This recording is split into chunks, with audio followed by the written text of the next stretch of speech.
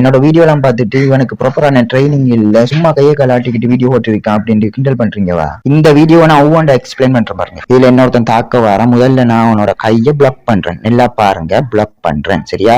அடுத்ததா முழங்கை மடிப்பு பகுதியில ஒரு வர்ம புள்ளி இருக்கு, அதுக்கு நான் விரலை மடிச்சு ஸ்ட்ரைக் பண்றேன். நல்லா பாருங்க, என்னோட விரல் எப்படி இருக்கு, கண் பார்வை எப்படி இருக்கு, ஏதாவது தடுமாற்றம் இருக்கு, எல்லாத்தையும் பாத்துக்கோங்க.